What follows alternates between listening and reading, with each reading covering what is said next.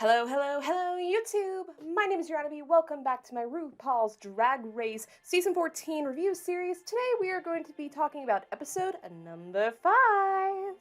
I know that this video is delayed. I know that tonight, as of me filming this, that the newest episode is coming out, which is episode 6. I am behind. I know. I'm getting there. My work schedule has been out of control lately, and hopefully after this week it'll be kind of back to normal, so hopefully more videos will be on time, but until then, we're here to talk about episode 5, an episode that left me gagged, but also made me laugh very, very hard. So if you like this video, make sure to hit the subscribe button and hit the bell icon to be notified about future videos, and also if you like the video, give this video a thumbs up. I would really appreciate it. So as the aftermath of last episode, Carrie, Bosco, and Jasmine all want to do better in challenges, and even a little bit of Lady Camden as well. It is a little early still in the competition, but I guess when you have Angeria, who's been killing it, as well as Willow, like, I guess it's like, hey, I want some attention too. But one of the big shocks of this episode, by far, was the exit of Cornbread. This came completely out of left field. I was gagged. This was so shocking to me about what happened to Cornbread.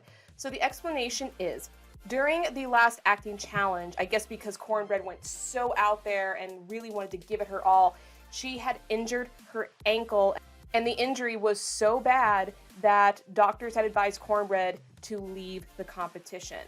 And that is so, like, this is insane. And obviously the second time that this has happened, obviously Eureka was the first. Very similar injury No, Eureka's was her knee. This one was her ankle. But either way, this is nuts. She was a front runner in the competition. Everybody that I ever talked to or saw talking about this season were saying Cornbread is going to win, or at least is going to be in the top 3. That's not happening anymore, which is insane. But if we can look at any silver lining, I think it's obvious that Cornbread will have to come back to Drag Race in an all-star season. When that'll happen, yet to be determined, we shall see, but truly a sad, sad moment for Miss Cornbread Chate. We will miss her very, very much. However, we still have a competition to go through, and if you even talk to Diabetti, honestly, some of the girls are probably very happy that Cornbread is gone because she was such a big contender. But we still have more to do, so let us get into the first mini challenge of the season. Oh, actually, no, sorry. First mini challenge with the group as a whole. They had the photo shoots in the very beginning episodes. So basically, this is dirty dancing with the pit crew to the point you have to bust a balloon that's filled with confetti, and whatever color is in the confetti will determine what team you are on. This is one of the weirdest challenges I think we have ever seen on Drag Race. This was so blatantly sexual, a big innuendo, but honestly, I was laughing so damn hard at the entire thing. I think the biggest standouts, first off, Deja couldn't even get the balloon to pop on the first 2 goes after she gave all the energy to do it. And then, good God, Georges? Obviously, the big joke is that she is a true bottom in the sense that in the first time we saw her in the photo shoot, she did the perfect, like, little back arch. And now we can see that she, she can't top to save her life, or even to pop a damn balloon. But it was so funny. I was dying of laughter. It was so good. And obviously Matty in this situation, is it funny in the group? Yes. Is it still a little weird how obviously it's the gay people forcing the straight guy to do gay things? I don't see it that way personally, because obviously Matty signed on to the competition, and if we all know anything about Drag Race, is that Ru likes a good sexual innuendo. And if you, I don't know, it's a weird situation. It's the same thing with Ru outing Matty as being straight. I guess it's kind of just depends on how you view the situation. I personally found it funny because Matty had signed up for this show. She had to have known what was going to possibly come her way. So with that being said, I think also Matty took it in stride. I don't think I've ever heard anything, as of yet, of Matty saying anything about being uncomfortable in the situation. So it's all in good fun, so we'll let that go. But with that being done, we now have our teams. So on Team Purple, we have Orion, Matty, Jasmine, and Willow. Team Green, Diabetes, Bosco, Lady Camden, and on Orange, you have Deja Skye, Carrie Colby, Angeria, and Georges. And now we move on to the Maxi Challenge, which is a public service announcement for a first eliminated queen. And our eliminated queens are Tempest du Jour, James Mansfield, and Kimora Hall. This is actually a really cool idea. I really enjoy this type of challenge. It's different. We haven't seen it before. It kind of still keeps it in-house a bit. And it's a great opportunity to be kind of that weird comedy where it's like serious but funny. Each queen will get assigned one of the first eliminated girls. So on the purple team, James Mansfield. Green team, Kimora, and orange, Tempest. And already we can see that there is obviously some hit or misses with some of the queens in this type of challenge. We see some people like Willow and Matty and Bosco, Diabetes, a lot of the queens who are actually really striving and really doing well, but then you have people like Georges, like Jasmine, like Orion, that this is not their strong suit, and they are feeling very nervous. Or if you're like Orion, you kind of just like are slightly like flazé-da to the whole situation. In my opinion, looking at both rehearsal and the end product of the PSAs, I think the green team did the best. I think Bosco for sure had a really great presence about her in the PSA, and as well as Dia and Lady Camden, I think they all did a really great job. Other teams did good as well, but not to the point where it was equal. Whereas I felt like the green team had the most equal distribution of good performing, I felt like the other teams had major weak links. So on purple team, for example, I thought Matty and Willow really had that team down. And if there was a case of this being a team challenge, I think that they would be safe. They wouldn't have won, but they definitely like brought the other two girls up, because Jasmine and Orion just were not giving it at all to me. And on the orange team, Angeria, I think, was the biggest standout. As much as Carrie did a good job and she was able to kind of break out of her shell a little bit, I think Angeria just kind of just steals the show on no matter what team she is on. Some of the cool mirror moments from this episode, we get some feedback from Georges, which is not a great sign for her in this episode, but Georges talks about how she started doing drag at age 16. That is young. But honestly, all the power to her for being able to do kind of what she still does today at such a young age. That has like talent written all over it. This is something that she was meant to do, which I really do commend her for, and I honestly see a lot of potential in her future.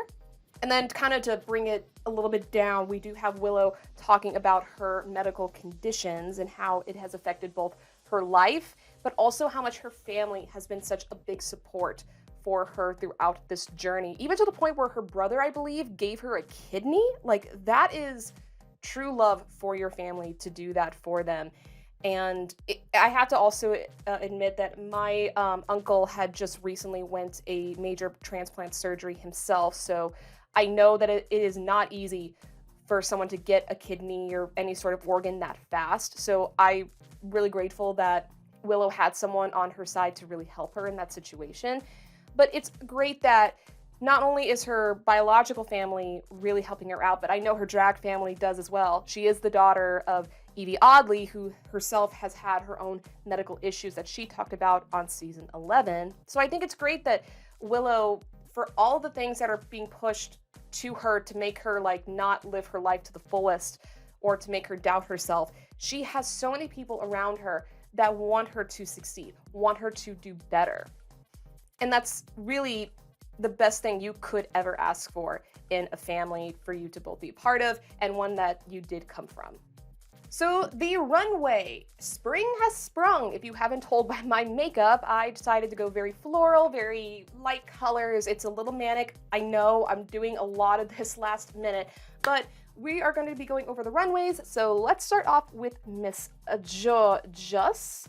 This is absolutely beautiful. I mean, Georges, for any like lack of inspiration she has in challenges, she really picks it up with the actual runway. She is selling it. She knows how to rock whatever look she wears.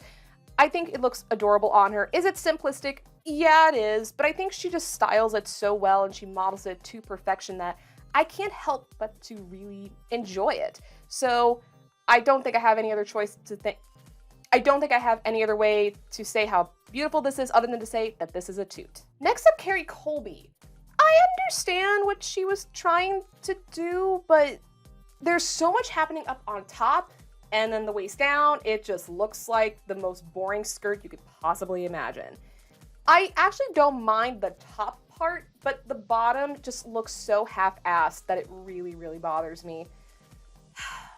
I don't know. I think this was Carrie trying to do the quote-unquote crazy, ugly type of drag, and I commend her for trying, but I just think that this does not cohesively work together. So with that being said, I'm sorry, Carrie, I've got to give you a boot.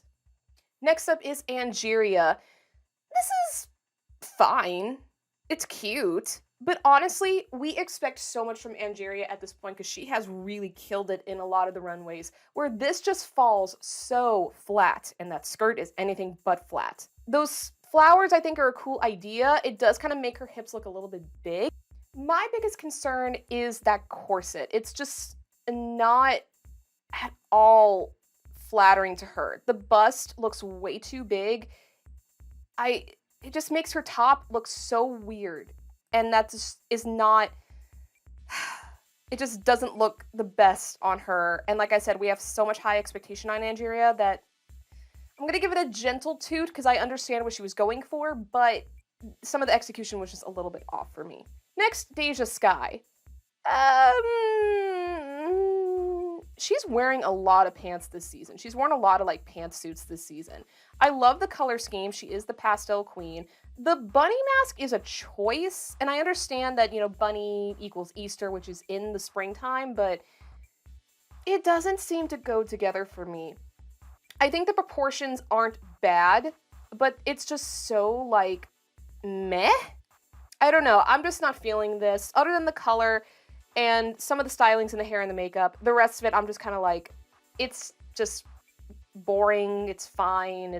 I don't know. So I think I'm gonna have to give this one a boot as well, just because, I don't know. It's just not what I wanted to see on this type of a runway. I don't know. Next up, Matty Morphosis, and yes, yes, yes, yes. This is amazing. I love this. It's such a different concept. April showers bring May flowers. It's so cool. The fringe, the cloud on her head. I wonder how heavy that actually is, because I must have given her a big headache if it's that heavy. It's so creative. It's so cool. Like, I love it. And for anyone who's a big shoe person, she's wearing heels. I just love this so, so much. It's so cool. I've got to give it a toot. One of the best looks of the runway tonight. Next up, Jasmine Kennedy. I'm getting kind of bored of the showgirl type of aesthetic. I know she loves the showgirl and the pageant aesthetic. I understand that, girl. However, it's just, I don't know. It's pretty, but I can't really give it anything else. It's just pretty. It's probably too draggy because of the earrings. The earrings didn't need to be there, in my opinion. I don't know. I'm gonna give it a boot because it is her and it is well done, and if she made it, then kudos, but it's just like, girl, let's try something different. I'm getting a little bored of the whole pageantry kind of thing. Next up is Orion Story. I mean, I think the only thing that bothers me is honestly the makeup.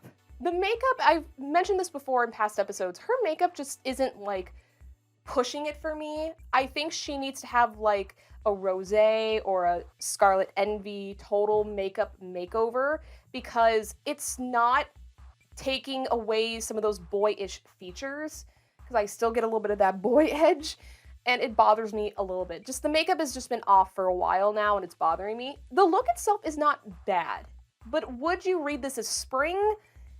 Not really. It's just like a Playboy bunny type of a sexy thing. It's like, I don't know. You know, yeah, I'm gonna go ahead and give this a boot. I just think that it's not spring enough, and her makeup is not hitting it for me. I'll give it a boot. I'm sorry, Orion. Next up, Willow Pill. Yes, another yes. This is amazing. This is so cute and so fun. That house on her head, and she had a wig underneath that house, need I add, which is even better in my opinion. It's so cute. The house on the head, the house is on the dress. It's a perfect cut of a dress for her. And turning the house around, and there's a big bloody help on the back. I mean, come on. This girl knows what she's doing. She is doing a fantastic job. Oh, I love Willow so much. I love this so much. I have to give it a 2. Like, so amazing. Oh my god, Willow. Job well done. Job well done. Next up, Daya Betty. This is a really cool concept for Daya. I think she loves playing with the fantasy vibe. I don't see it too terribly often from her, but she does it really well. I like it. The dress is a little weird in the front. I don't know if it's just because of those fabrics or the ruching, and ruching can be very hit or miss because they can make you look bigger. But I think the concept is great. I love all of those pinned on butterflies all over her body. And the makeup, I mean, Daya knows how to do her face and change it up so it's not the same every week, which is great. I love the short hair, and the shoes are really, really cool. I think that this is a really cool concept for Daya to do, so I'm gonna give this a toot. Next up, Lady Camden. This is so cute. I think spring is like the cute season. Like, so many cute things come from spring, and this is no exception.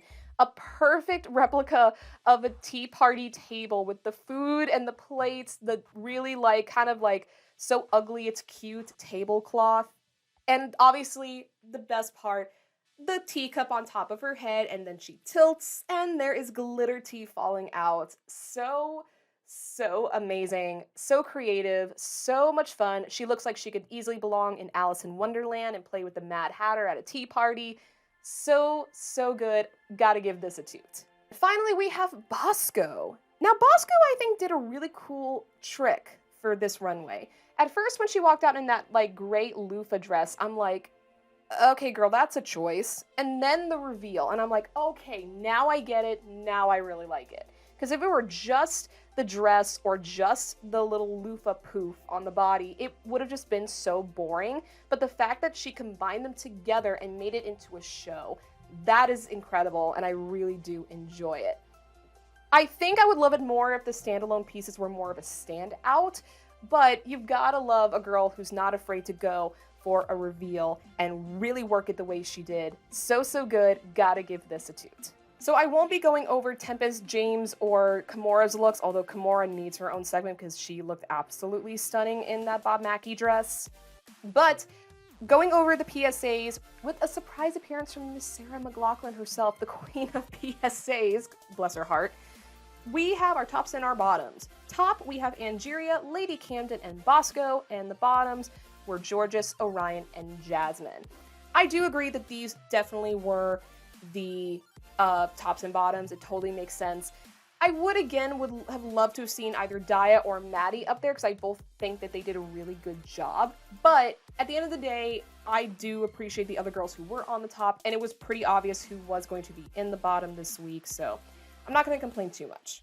Also, Miss Georges, you coming after us white ladies who you think don't wear lashes. You see these are double layered lashes I'm wearing. Girl, we wear fake lashes. Now, granted, you are playing an older woman, and I would not assume many older women wear lashes, but don't blame it on all of us white women. We wear lashes too, girl.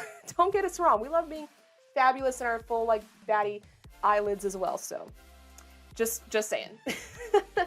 So the winner was Bosco. I think it was deserved. Bosco did a really good job. The runway was very unique, and she brought a different style to the PSA, which I thought worked really, really well.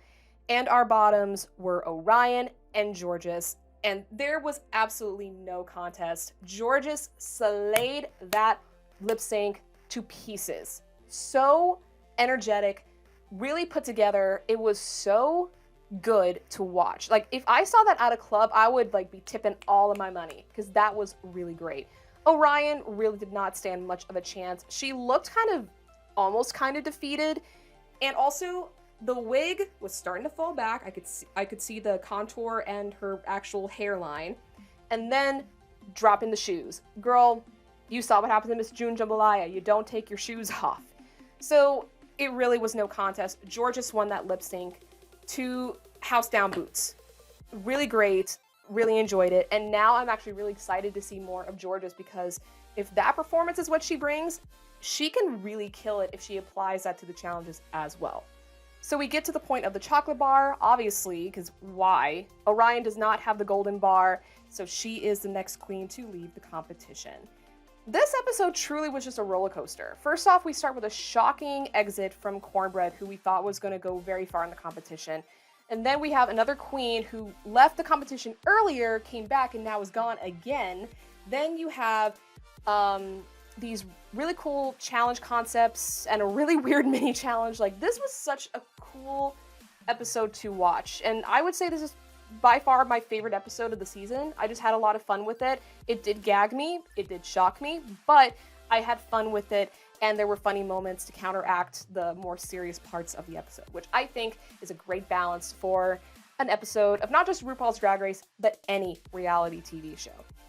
So that is all I have for this episode. I am working on getting episode 6 done sooner, and hopefully I will have this episode out before I get to that. I'm trying to get caught up, everyone. Thank you all so much for being patient with my upload schedule. I'm doing my best. So until I get the next review out or next video, make sure to give this video a thumbs up.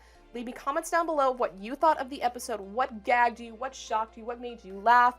Anything you want to talk about, I would love to read those comments. And if you want to see future videos or videos I've already done, go ahead, hit subscribe, and hit the little bell icon so you can be notified when my videos come out. That's all I have for you all today, and until the next video, bye! Mwah!